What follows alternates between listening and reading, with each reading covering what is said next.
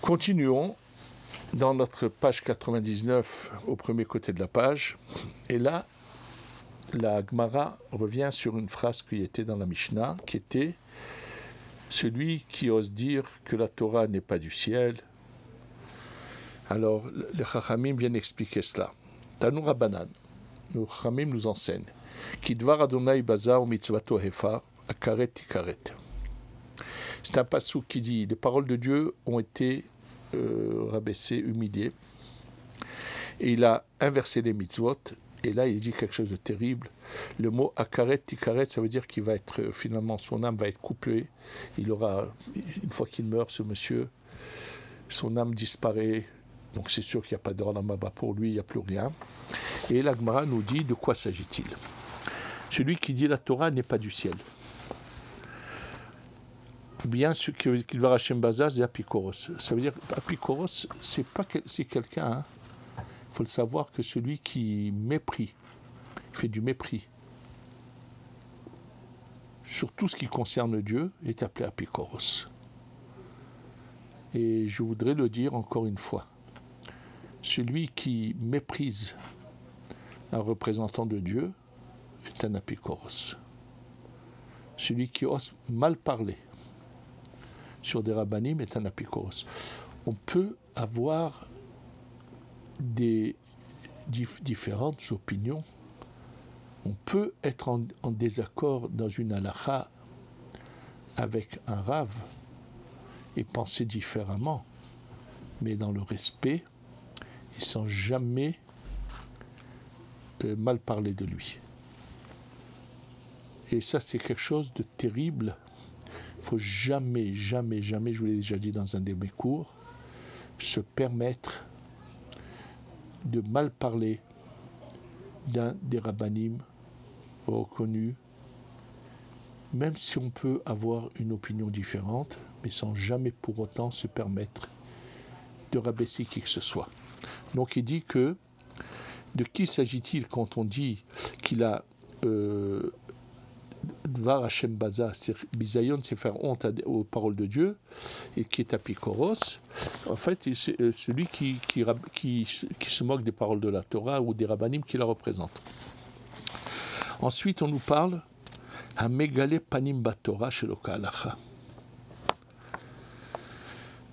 C'est des gens qui se permettent de dire des choses en la Torah qui sont fausses. Et malheureusement, des fois, des choses qui sont choquantes, ou même des personnages connus qui se sont permis de dire non, pourquoi la Torah dit ça? C'est pour telle raison, mais cette raison n'existe plus, et vouloir donc permettre des choses que aucun décisionnaire n'a jamais permis. Ça, c'est grave. Et ensuite, celui qui, par exemple, ferait en sorte qu'on ne voyait pas qu'il est circoncis. Par exemple, avant, il savait comment le faire. Il prenait des moyens de tirer la peau du haut. Il la tirait petit à petit jusqu'à ce que la peau recouvre l'endroit du brit et qu'on ne se rende pas compte qu'ils sont circoncis. Parce qu'il est marqué ici, à Mefer et Brit, alors il dit Brit Bassar. C'est-à-dire celui qui voudrait, comme il va dans des endroits où on risque de voir qu'il est circoncis, il ne veut pas, il a honte d'être ce qu'il est, et c'est quelque chose de très très grave. En fait, il est complètement, il perd tout, il perd ce monde et le monde futur. Ça, c'est la première partie qui est marquée.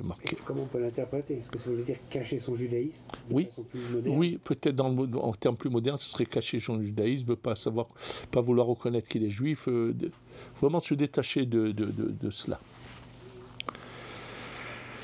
Ensuite, la Gemara continue.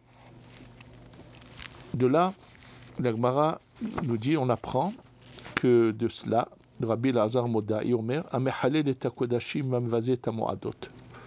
Vamefer berito shel Avram Avinu mabekale panim patoa shelo kalacha. Alors on va les passer un par un. Celui qui mevazait les kodashim, tout ce qui est de saint, par exemple, les kodashim, c'est surtout par rapport quand eux ils avaient des sacrifices. Il dit celui qui mevazait les moadot. Ça veut dire qu'il y en a, même pour la mi-fête, c'est pour eux c'est un jour ordinaire. Et ils font pas cas c'est-à-dire ils n'honorent pas du tout les fêtes et ils veulent en fait se débarrasser, en faire de ça un jour normal, ordinaire. C'est-à-dire une fois que le premier jour de fête est passé, que ici en Israël, ou 2 premiers jours en dehors d'Israël, le reste de la fête, c'est comme si c'est pas un jour de fête pour eux. Mais dans le sens de vraiment, ça leur pèse, ils n'en ont même pas envie de le faire. Ils le font malgré eux, ou bien même quand les jours de fête eux-mêmes, ils les font un peu malgré eux. Par exemple, ils vont pas allumer, mais ils vont lire ils vont mettre, par exemple, je vous donne un exemple, ceux qui mettent une minuterie, qui font marcher leur télévision, c'est-à-dire qu'en fait, ils voudraient tout vraiment faire comme si c'était pas un jour de fête. Juste, ils ont pas le coup, ils ont peur de faire autrement. Et c'est pareil pour le Shabbat. Malheureusement, il y en a qui, lorsque est sortie la minuterie et tout, il y en a qui ont eu la bêtise, l'erreur, c'est des choses de graves, de mettre comment on appelle ça, une minuterie sur leur télé pour pouvoir regarder pendant Shabbat, ou il y en a des fous qui sont tellement fous du football qu'on fait ça pour des choses de ce genre. Et ça, c'est marqué que c'est très grave. Voilà, Amevazé Tamoadot.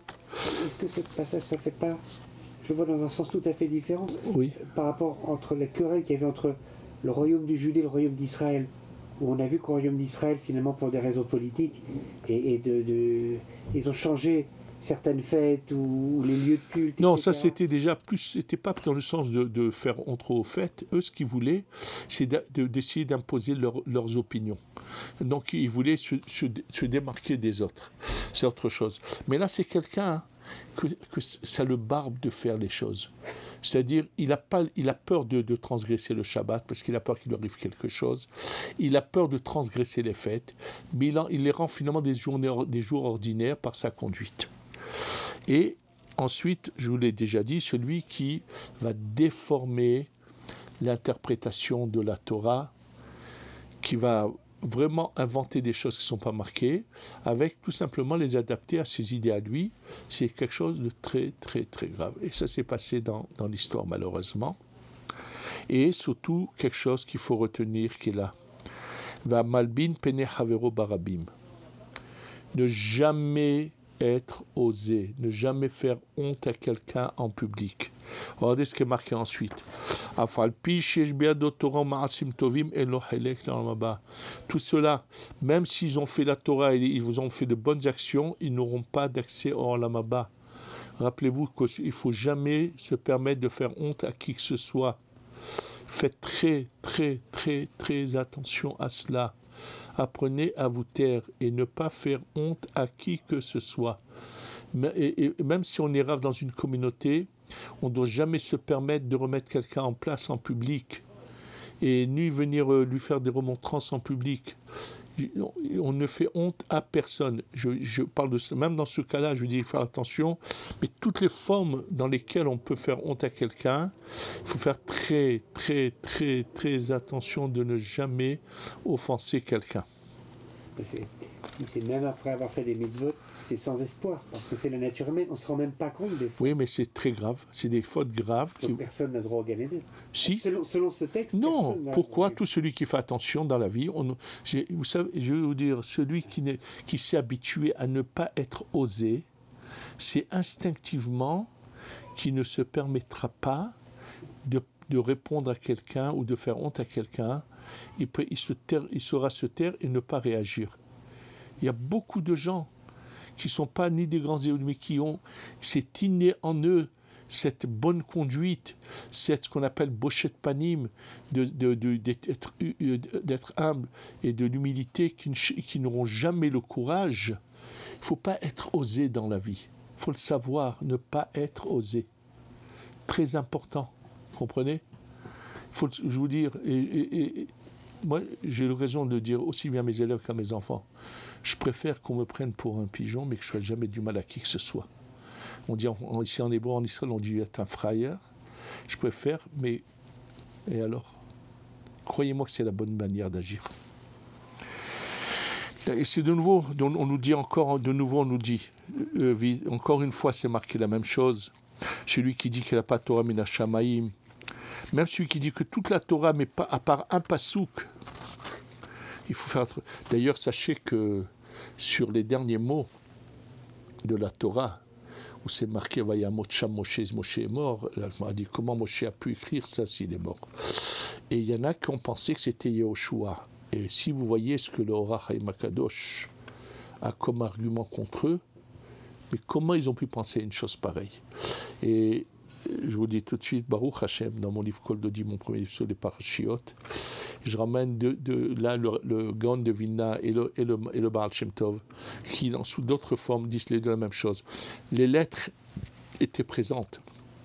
Et dans quel ordre elles se sont mises ensuite? Parce que les lettres de la Torah, Moshe les a toutes reçues au moment du mont Sinaï. Mais elles se sont unies et écrit les phrases que nous avons en fonction des événements. C'est ce qui s'est passé là-bas aussi. Donc même dire qu'un pasouk, elle n'a pas été écrite par Moshe Rabbeinu, c'est très grave. Et là, ce qui va être très choquant et frappant, c'est la suite, comme nous allons voir maintenant. Tanya Aya Rabbi Meir Omer. Et Rabbi Meir vient nous enseigner. Alomet Torah veno melamda, celui qui apprend la Torah qui ne l'enseigne pas. C'est ça ce qui veut dire être. C'est ça veut dire faire honte aux paroles de Dieu. Et Rabbi Nathan qui dit celui qui ne fait pas cas de la Mishnah. Et là, le plus dur, c'est cette parole que nous allons voir maintenant. Rabbi Nora Yomer, Kol she'efshar la'asok baTorah ve'eno osek. Tout celui qui peut étudier la Torah et ne le fait pas. Alors on va tout de suite, ça là-dessus on va se pencher et on va l'expliquer, on va le voir tout de suite. Et Rabbi Ishmael Omer, Za'ovel Avodat Kohen, bon, celui qui qu'on appelle ça, celui qui est carrément idolâtre. Bon, ça c'est clair, celui qui est idolâtre.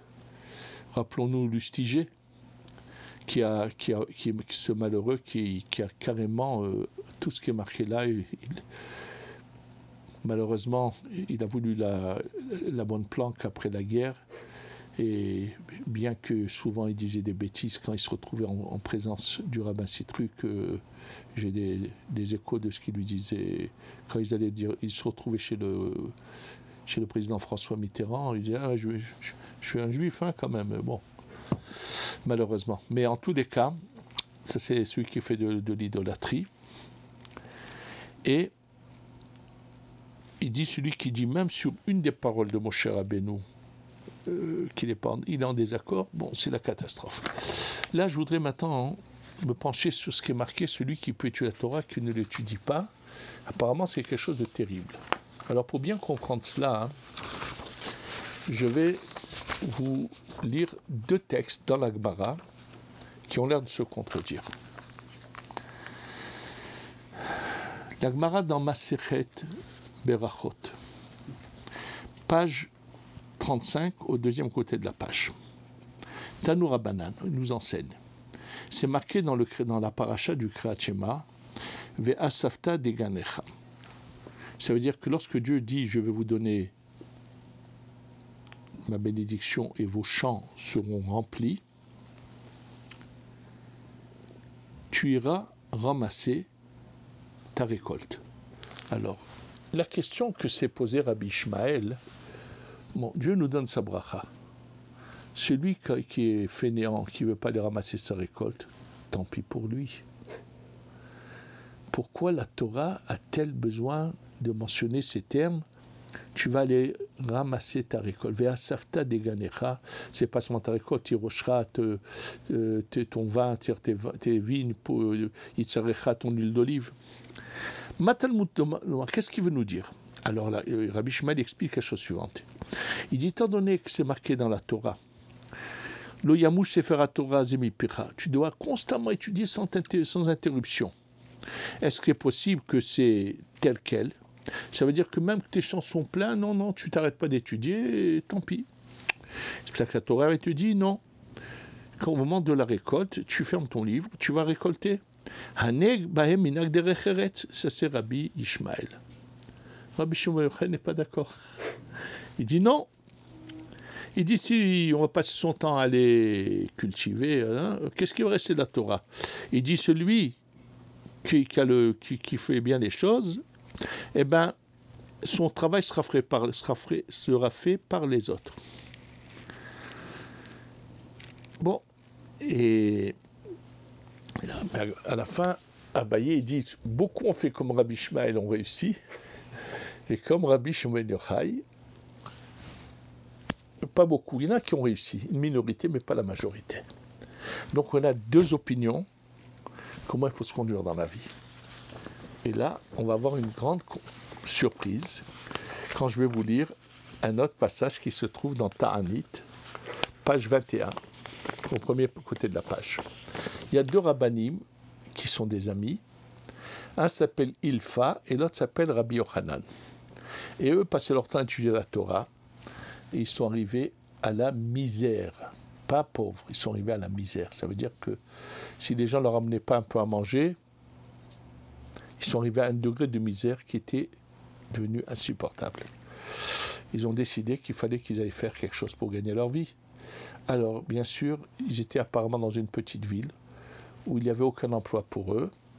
Donc, ils ont décidé d'aller quelque part, mais ils ont dit, c'est un passouk dans la Torah, qui efes, qui lo iye becha evion. Il ne faut pas qu'il y ait de misérables parmi le peuple d'Israël.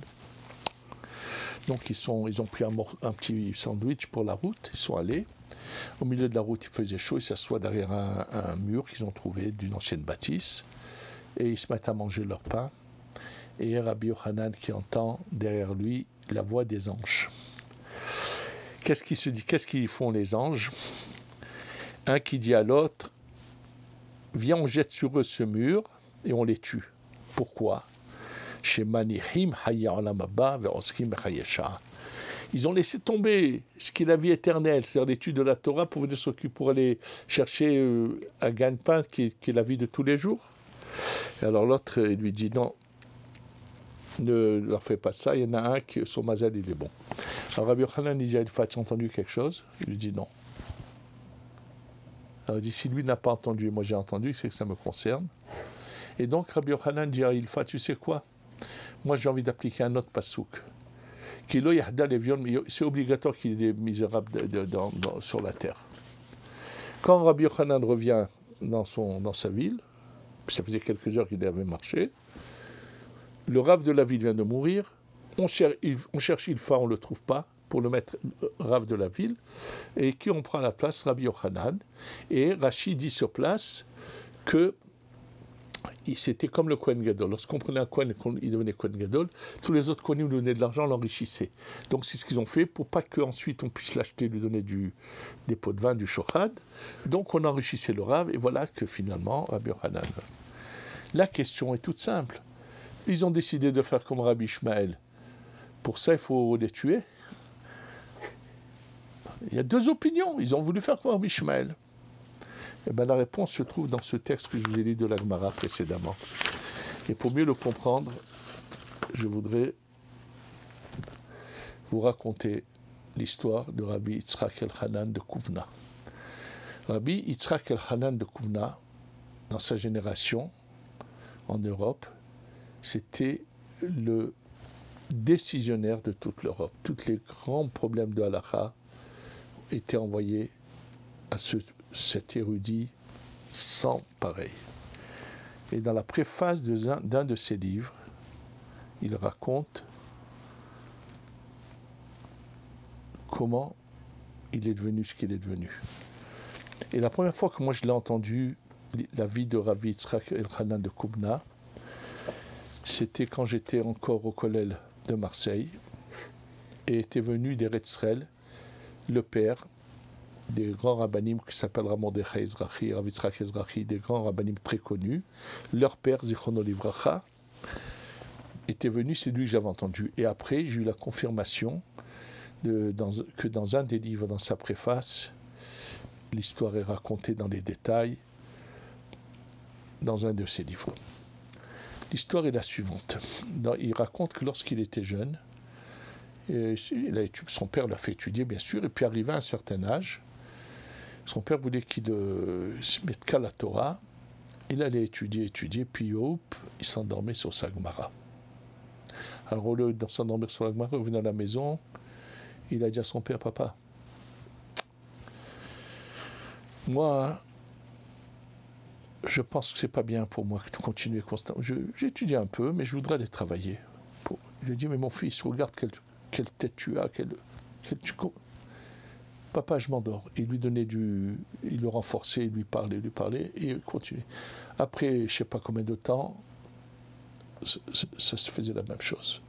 Il y avait constamment ces discussions entre le père et le fils. Puis un jour, qui vient, il dit, mais papa, combien de fois je te l'ai dit? Il lui dit, écoute, c'est la dernière fois que je te demande. Encore une fois, après, je ne te demanderai plus.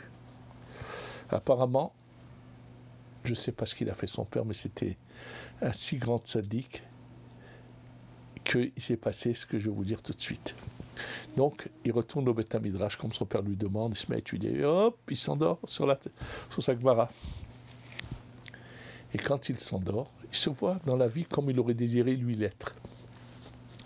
Monsieur bien étudié un petit peu, mais qui a des affaires, qui est riche, qui fait de la tzedaka, il voit comme ça passer sa vie, il se voit quitter ce monde, et lorsqu'il sort de ce monde, il voit devant lui deux emblèmes, un c'est marqué le chemin du Guéhinam, de l'enfer, et un du Gan Eden. Alors lui, il veut aller tout de suite dans le chemin du Gan Eden, et il y a quelqu'un, un ange qui vient, qui l'arrête, il dit non, toi c'est de l'autre côté. Il dit quoi, moi? Mais qu'est-ce que j'ai fait? Tu as tué. Moi, j'ai tué? Oui. Il ne se rappelle jamais avoir tué dans sa vie. Je leur dis, où? À Kouvna. Bon, ils se discutent. À la fin, il leur dit, mais qui j'ai tué? Je leur dis, ben toi-même.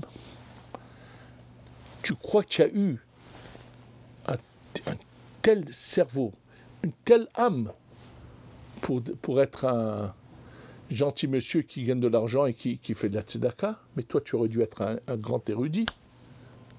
Et il se réveille. Il est dit à partir de ce jour, il ne s'est plus endormi sur sa Gemara. Et il est devenu ce qu'il est devenu. Il faut savoir qu'il y a deux catégories. Il y a une minorité à qui Hachem a donné tous les moyens de devenir les dirigeants de la communauté, les enseignants de la communauté. Et eux, leur devoir, c'est d'étudier la Torah pour la diffuser. C'est pour ça qu'on reproche à Ilfa et Rabbi Yochanan. Vous êtes dans la misère, dans la pauvreté, mais vous n'avez pas le droit pour autant de quitter la Torah. Vous faites partie de cette catégorie, de cette minorité dont parle Rabbi Shimon ben Yochai. Et c'est ça ce qui est marqué. Kol she'efshar la'asok baTorah ve'eno osek. C'est des choses terribles. Ils disent clair que faire honte aux paroles de Dieu, celui qui peut être osek baTorah, qui n'est pas osek. Et malheureusement, c'est l'opportunité de vous le dire, que j'ai eu l'occasion un jour, j'étais dans une simcha, je crois que c'était un mariage, et un jeune Français qui avait vraiment été venu pour un an à l'étude à Yeshiva, et avait vraiment envie de continuer dans ce chemin de la Torah. Il avait une envie folle et tout. Son père ne voulait en aucun cas, il voulait absolument qu'il aille faire des études universitaires. Et malheureusement, quand il est venu me parler, à côté de lui, il y avait ce que je pourrais dire un hamor, un âne, et je sais ce que je dis, qui a voulu faire l'intéressant, parce que lui-même avait suivi ce chemin tordu, qu'il faut absolument, même si l'enfant a ce qu'il faut pour devenir une lumière de la Torah, il faut absolument le retirer et l'envoyer faire des études. Et s'est servi de soi-disant du Rambam, alors que le Rambam a voulu dire tout à fait quelque chose d'autre. Et je pense qu'avant de se servir du Rambam, il fallait voir ce que Rabbi Yosef Karo, admirateur du Rambam, a écrit par rapport à l'interprétation du Rambam, que si on devait le comprendre tel quel, c'est sûr qu'il ne faudrait pas le suivre. Il faut voir tout ce qu'a écrit là-dessus le Rabbi Yosef Karo. Et j'en ai écrit d'ailleurs tout un texte dans un livre que j'ai appelé Vayevar David là-dessus, et qu'il faut savoir que, et malheureusement, ils ont cette belle Neshama qui avait tellement envie d'étudier la Torah qu'il aurait pu devenir un érudit, un grand Talmid Chacham, dont c'est ça son but. Ils ont réussi à le prendre ailleurs. Et c'est ça ce qui est marqué dans Masechet Sanhedrin. Alors que chacun sachait savoir comment éduquer ses enfants, soi-même savoir si on a l'étoffe de devenir un gadol dans la Torah, il faut le faire, et ne pas chercher à aller faire d'autres études. Et Baruch Hashem, c'est le moment pour moi de me rappeler d'un quelque chose d'extraordinaire, de l'inverse, Baruch Hashem. C'était quelqu'un chez qui les parents qui sont des gens très bien, qui m'invitaient, quand ils habitaient en dehors des Israël, à venir faire des cours chez eux à la maison. Ils se sont démenés à chaque fois que je voyageais dans leur ville pour m'organiser des cours. Je recevais des gens chez eux, ils me recevaient, je dormais chez eux. Et grâce à cela, le seul garçon qu'ils ont, qui avait fait des études de Shkoba, qui normalement devait après aller à l'université, et par ses visites régulières, il m'a demandé un jour, il a eu quand même envie d'aller un an à la yeshiva. Et Baruch Hashem, c'est d'un an qu'il est à la yeshiva. Sachez qu'aujourd'hui, c'est un Talmid Chacham imminent qui n'a jamais plus quitté la yeshiva, qui aujourd'hui enseigne la Torah. Baruch Hashem, qui a su finalement, grâce au respect, à l'amour qu'avaient ses parents pour la Torah et pour les Talmidei Chachamim, ce fils qui aurait pu être aujourd'hui peut-être un ingénieur ou je ne sais pas quoi dans ses études, est devenu un imminent Talmid Chacham qui enseigne lui-même la Torah. Qu'on sachait dans ce chemin et qu'on ait la Géoula Shlema. Amen, ve Amen. Il y a beaucoup de gens qui sont très doués pour la compréhension de la Torah, mais qui n'aiment pas l'enseigner, qui ne veulent pas être enseignants, qui veulent juste étudier pour apprendre. Mais non. Ça rentre dans cette catégorie. Bien sûr, absolument. Chacun qui connaît la Torah a le devoir d'essayer de l'enseigner aussi. Ça, c'est pas celui que je viens de dire maintenant, c'est juste avant cela. Kol halomet Torah ve'eno melamda. Ça, c'est Rabbi Meir. Celui qui étudie la Torah et qui ne l'enseigne pas. Et là, Rabbi Nora, il dit tout celui qui peut être enseigne, pas dire qu'il l'approfondir et qui ne le fait pas, même qu'il étudie, mais qui ne utilise pas toutes ses facultés pour arriver au bout et devenir un grand. Ça aussi. Donc c'est deux choses. Il y a Rabbi Meir qui dit que celui qui ne l'enseigne pas, et il y a et ici c'est Rabbi Nehorai qui dit que celui qui a l'étoffe comme de cette minorité dont parle Rabbi Shimon ben Yochai et qui n'exploite pas ce qu'il a reçu comme don du ciel. Voilà. Qu'Hachem nous aide. Amen.